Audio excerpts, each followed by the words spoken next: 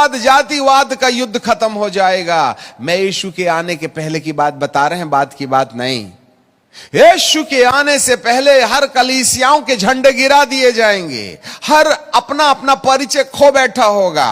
मैं पेंटिकॉस्टल हूं, मैं जाकोबाइट हूं, मैं मेनोनाइट हूं, ये मेरी मिनिस्ट्री है, वो मेरी मिनिस्ट्री है। ये सारा तमाशा परमेश्वर इन आने वाली 2 विपत्तियों के अंदर में हमारी जिंदगी से खत्म करेगा।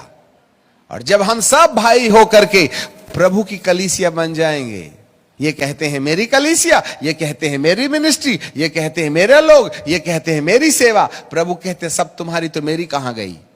हमने खुदा की कलीसिया को बांट दिया।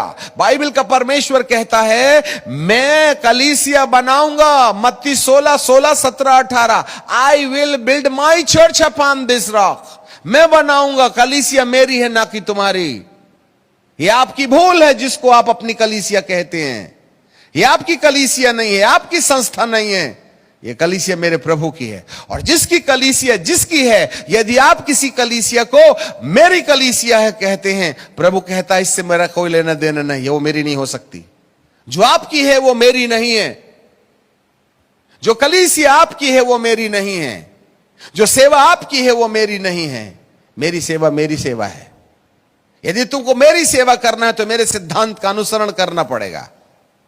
यदि तुम्हें मेरे हिसाब से काम करना है तो मेरी खोज करनी पड़ेगी। और जिस समय तुम मेरी खोज करोगे तब मैं अपने तरीके से तुम्हें इस्तेमाल करूंगा, अपने अभिषेक से तुम्हें इस्तेमाल करूंगा, अपनी बुलाहट से तुम्हें तैयार करूंगा, अपनी पवित्रता से तुमको पवित्र करूंगा। तब तुम मेरे निर्देशों का पालन करोगे। तब उस लिव्यतान को और तेज से भागने वाले सर्फ को और उस अजगर को मैं समुद्र में दफन करूंगा। तब इस धरती के अंदर में प्रभु की कलीसिया दिखाई देगी, the church of God, not the Methodist and CNI और पेंटिकॉस्टल और अमकी और ढमकी, द चर्च ऑफ गॉड। इसमें केवल प्रभु की प्रभुता होगी, केवल यीशु सिर होगा और हम सब विश्वास करने वाले उसके शरीर होंगे। एक बार फिर पवित्र आत्मा चेतावनी देता है, अपने संस्था के झंडे को नीचे उतार दो, अपने सिद्धांत के झंडे को नीचे उतार दो, अन्यथा बुरा हो जाएगा।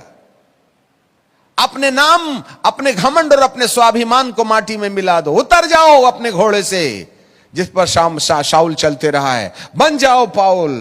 तब परमेश्वर तुम्हें उस महिमा के लिए इस्तेमाल करेगा जो अंत के दिनों में एक सुंदर दाग की बारी के रूप में इस धरती पर फैल जाएगी। कल्पना कीजिएगा, वो वक्त आ रहा है जब धरती, इस संसार में ये जो कागज उड़ रहा है, 20